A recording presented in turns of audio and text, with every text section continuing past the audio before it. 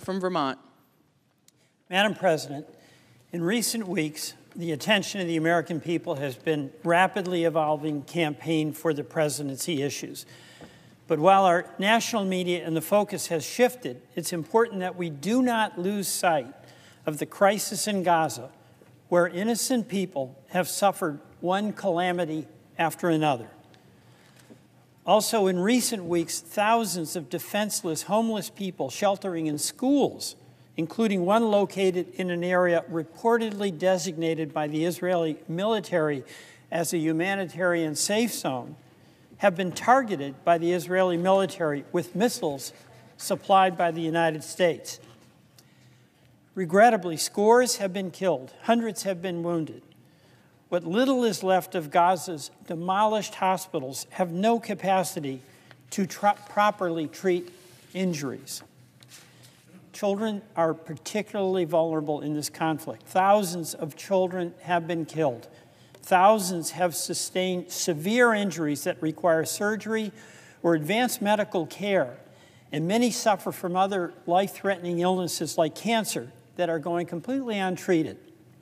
In the past 9 months, only 19 of these children have been allowed to leave Gaza, and that is shocking. Today, my colleagues and I sent a letter to the ambassadors of Israel and Egypt, calling on them to work together with the full cooperation of the United States so that these children can leave Gaza and get the medical care they desperately need. And I urge their governments to do that. Gaza's children have paid far too high a price in this war. Madam President, negotiations for a ceasefire between Israel and Hamas have been on again and off again. Each time we hear of a possible breakthrough, one side or the other makes a new demand, and then weeks pass without further words of progress, and the suffering continues. I hope soon they will reach agreement on a ceasefire. In the meantime, it's hard to imagine the depth of misery suffered by the Palestinian people. And it's also hard to imagine the depth of misery suffered by the hostages trapped underground for 9 months, subject to constant psychological and physical abuse by their captors. Madam President, I've spoken many times about the war in Gaza. It was a war, in my view, poorly conceived, with vague goals that were nothing more than slogans, not unlike our own failed wars in Iraq and Afghanistan. Prime Minister Netanyahu was warned not to repeat our mistakes, but instead of heeding that advice, he's pursued a scorched earth strategy that has destroyed Gaza and killed tens of thousands of people who had absolutely nothing to do with the atrocities committed by Hamas on October 7th. 2 million destitute people are homeless, suffering from acute hunger and facing the real possibility of death at any moment. And Mr. Netanyahu, and I use this word intentionally, his extremist ministers have divided the Israeli people, divided the American people, and damaged Israel's standing on the global stage. Mr. Netanyahu's war has been carried out with our warplanes, our tanks, our guns, our bombs, missiles, and bullets. It has been carried out in a manner shockingly inconsistent with the principle of proportionality, a central element of international humanitarian law that is designed to protect the innocent. International law that Israel and the United States are both bound to respect. The counter-response that we hear is that because Hamas fighters hide in tunnels and use civilian houses and buildings to carry out their attacks, anything is a legitimate target, even apparently if it means killing 50 Palestinians, wounding 100 in order to kill one Hamas combatant. Of course, Israel has the right to go after those involved in the October 7th attack. I support that. Hamas mercilessly slaughtered 1,200 innocent Israelis, and the perpetrators of those atrocities must not escape punishment. But that does not give Israel the right to use weapons supplied by the United States to kill 30 times the number of innocent Palestinians as though their lives are worth nothing. That's wrong. Meanwhile, in the West Bank, attacks against Palestinians by Israeli settlers, illegal Israeli settlers, have skyrocketed, and hundreds have been killed. Last week, Madam President, the International Court of Justice ruled that Israel's decades-long occupation of the West Bank violates international law and amounts to annexation. The court called on Israel to cease new settlement activity, which is also the policy of the United States, and it called on it to end the occupation. Madam President, as often happens, people's attention fades or shifts to other priorities close to home. That's understandable, but that's also why it's important to remember that the bombs keep falling and an appalling number of civilians keep dying in Gaza in a war that has gone on far, far too long. To remember that this war, in which the United States is complicit by providing these arms, was orchestrated by a prime minister who has no strategy for peace between Israelis and Palestinians, a prime minister who has no vision for the future, who has acted deliberately to undercut U.S. policy at every turn. And still, he is invited here to this Congress. I will not be attending Prime Minister Netanyahu's address tomorrow. While I welcome a constructive discussion on how to end this conflict and achieve lasting peace and security for Israelis and Palestinians, I'm not interested in participating in a political stunt. We, the United States, have a moral responsibility to do everything we can to help end this war and prevent further loss of innocent lives. That includes holding our allies and partners to the same standards that we expect of ourselves and the rest of the world. Madam President, I yield back.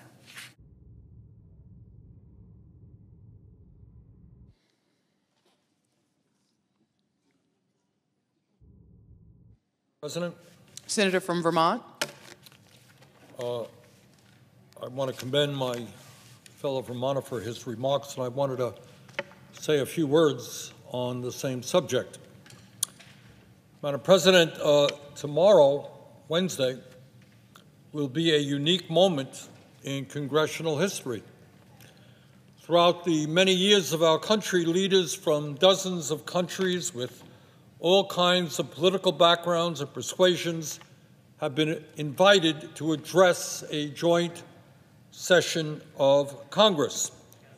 To the best of my knowledge, however, tomorrow will be unique in bringing Prime Minister Netanyahu to address a joint meeting of Congress. It will be the first time in American history that a war criminal has been given that honor.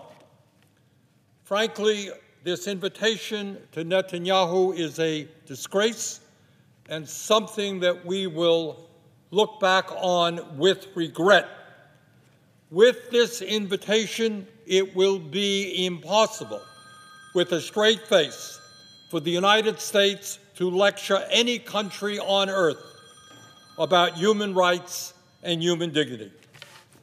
Madam President, as you well know, along with Hamas leader Yahya Sinwar and several others, Prime Minister Netanyahu has been credibly accused of war crimes by the International Criminal Court, the ICC.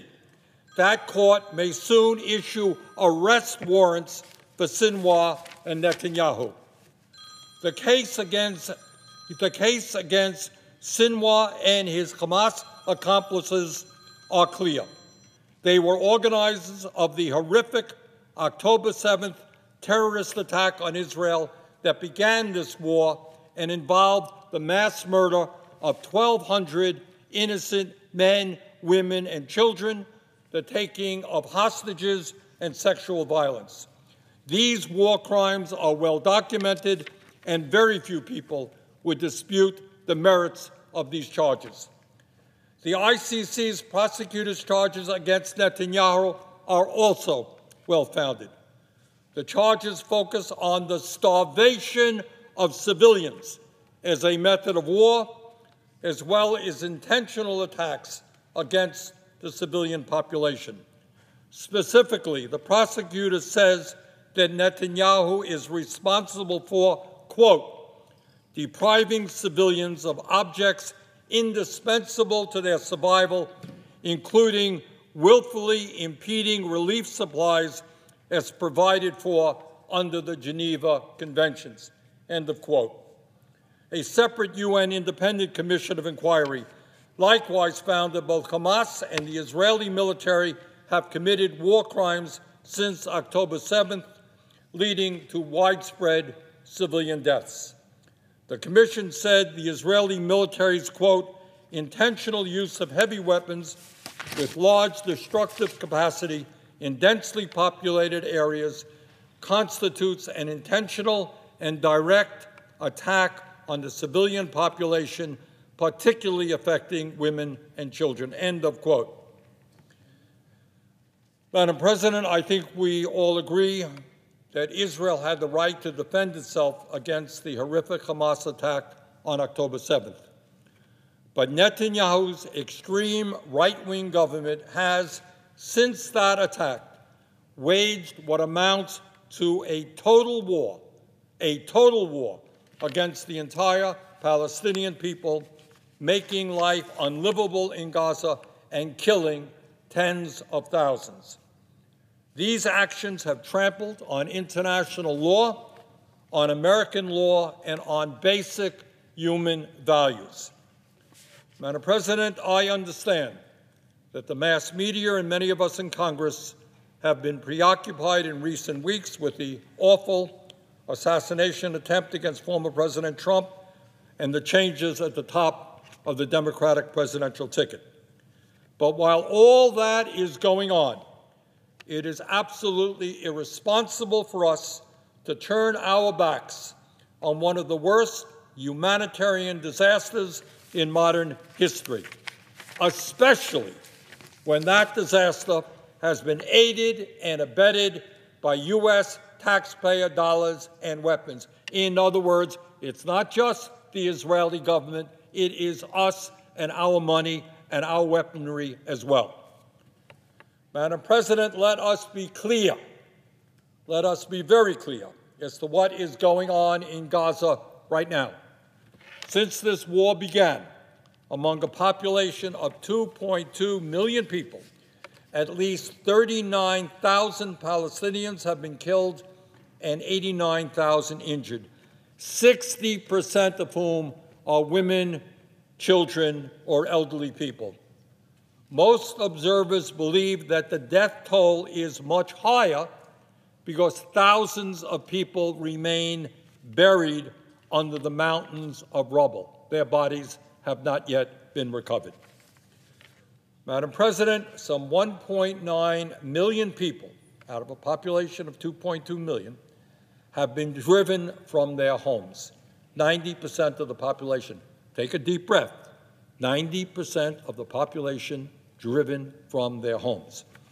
The vast majority of these desperate and poor people have now been displaced not once, not twice, but in some cases 4 or 5 times, herded around like cattle. Just yesterday, Israel announced another evacuation order for Khan Yunis, and 150,000 people were forced to flee on a moment's notice, just yesterday. Madam President, when we talk about housing in Gaza, it's not just that people have been displaced time and time again. More than 60% of Gaza's housing has been damaged or destroyed, including 221,000 housing units that have been completely destroyed. Where are these people going to go to if and when this war ever ends? And with that housing destruction, more than 1 million people remain permanently homeless. Entire neighborhoods have been wiped out. Today, more than 1 million Palestinians, almost half of the population of Gaza, are living in tents, trying to find shelter, trying to find protection from the intense summer heat in that area. But, Madam President, it is not just the housing that has been destroyed. Gaza's civilian infrastructure has also been devastated.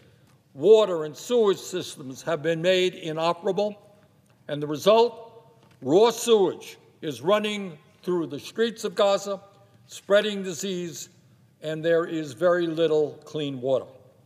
Many roads are impassable, and there is virtually no electricity now in Gaza. But it's not just the housing that's been destroyed, not just the infrastructure that has been destroyed. Madam President, Gaza had 12 universities, schools of higher learning. Every single one of those universities has been bombed, and 88% of all school buildings have been damaged. In other words, under Mr. Netanyahu's leadership, the entire educational system in Gaza has been annihilated. In fact, 540 people have been killed while sheltering in UN schools. But, Madam President, it's not just the housing that's been destroyed, not just the infrastructure of Gaza that has been destroyed, not just the educational system which has been destroyed. At a time when almost 90,000 people are dealing with war-related injuries in Gaza, including many, many children who have lost their arms and their legs, who are suffering all kinds of diseases. The healthcare system in Gaza has been systematically obliterated. 21 of Gaza's 36 hospitals are completely out of service, and the remainder can only partially function. The World Health Organization has recorded more than 1,000 attacks on healthcare facilities since October 7th. As a result, disease is spreading due to shortages of clean water, sanitation, and hygiene. Cases of hepatitis, dysentery, and other infections are on the rise, and cases of polio have now been detected.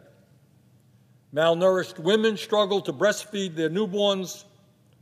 Formula is inaccessible, and even when available, cannot be used without reliable sources of clean water.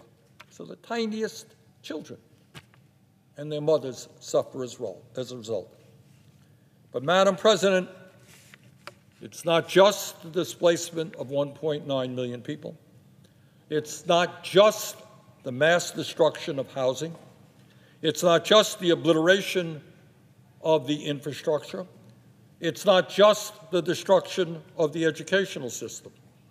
It's not just the annihilation of the healthcare system in Gaza that we are seeing. It is even worse than that. And I hope that my colleagues who attend Mr. Netanyahu's remarks on Wednesday remember this as they rise time and time again to give him standing ovations. As a result of Israeli restrictions on humanitarian aid, people in Gaza are now starving to death. So remember, when people stand up and applaud, children, women, innocent people in Gaza are now starving to death. According to the best available research, drawing on leading experts from the UN and other aid organizations around the world, some 495,000 Palestinians face starvation. These groups estimate that more than 50,000 children require treatment for acute malnutrition and are at risk of starving to death. At least 30 documented, and I suspect it's a lot higher number than that, have already starved to death.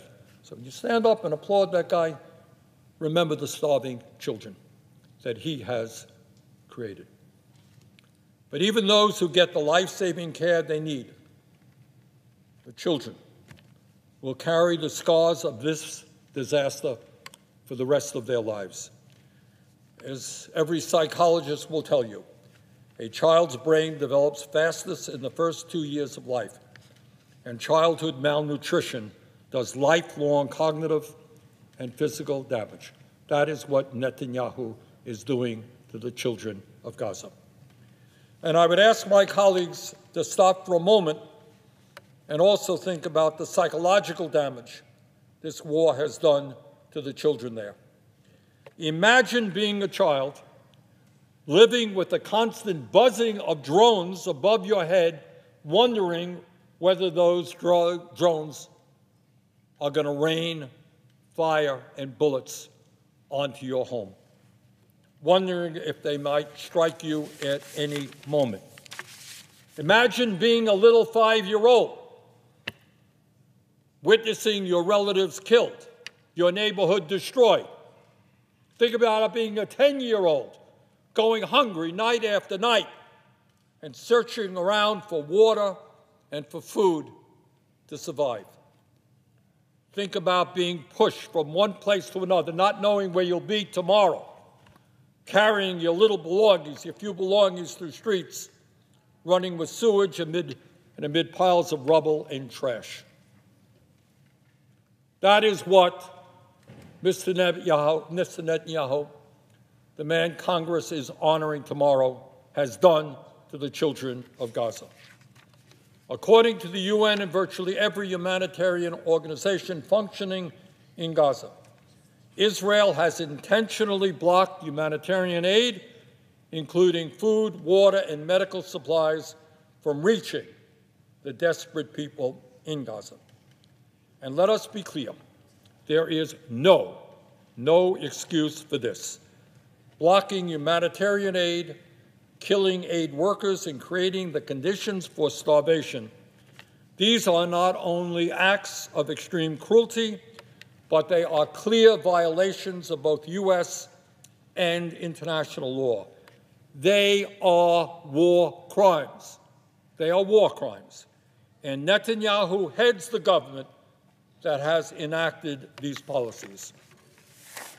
So tomorrow, Madam President, when Netanyahu comes before Congress, I hope that for 1 second, the members who attend will focus just for a second on the starving children in Gaza. I hope while they applaud that they will think about the hundreds of aid workers killed, the dozens of hospitals bombed, the housing destroyed, and the universities obliterated. Madam President, when Mr. Netanyahu rises to speak tomorrow, I also hope that my colleagues remember that all this death and destruction is not just the unfortunate byproduct of a brutal war. Revenge and destruction are the explicit policy of Netanyahu's extremist right-wing government. 2 days into the war, 2 days after October 7th, Israeli Defense Minister Yoav Gallant said, quote, this is a direct quote, "I have ordered a complete siege on the Gaza Strip. There will be no electricity, no food, no fuel. Everything is closed. We are fighting human animals, and we are acting accordingly," end of quote. And that is exactly how they have pursued this war. They define the Palestinian people as human animals. And tragically, they have acted consistent with that view. Madam President, let us remember and understand that the Israel of today is not the Israel of the past. It is now run by a right-wing extremist government.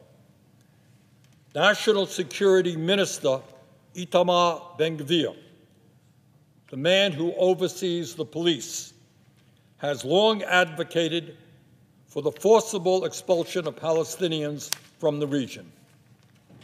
Finance Minister Bezalel Smotrich, the man responsible for the occupied West Bank, is also an extreme racist and has called for the expulsion of Palestinians from the land.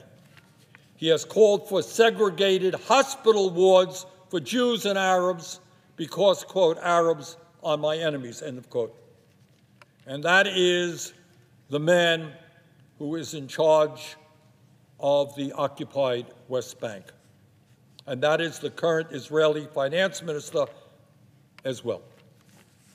Madam President, it should come as no surprise that this extremist government, in addition to destroying Gaza, has overseen record Israeli settlement in the occupied West Bank in violation of international law and commitments to the United States. Israeli forces and vigilante settlers have killed more than 500 Palestinians in the West Bank since October 7th, including 131 children. Just last week, the International Court of Justice issued a ruling on the Israeli occupation of the West Bank. A panel of 15 accomplished judges from around the world confirmed what most of the world has long known: that occupation is illegal and must end. I know that there are some here in Congress, not many, but some, who have condemned Netanyahu and his extremist government. But condemning Netanyahu is not enough. We cannot condemn a prime minister who the ICC considers to be a war criminal while at the same time continuing to provide his government with tens of billions of dollars in military aid. That is hypocrisy at its worst.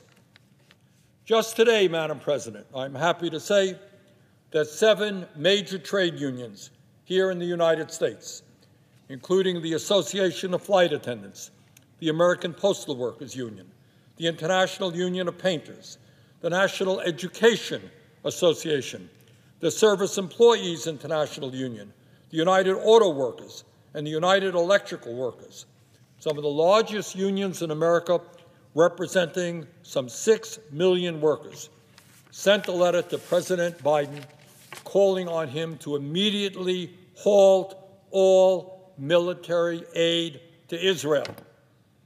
And they are absolutely right.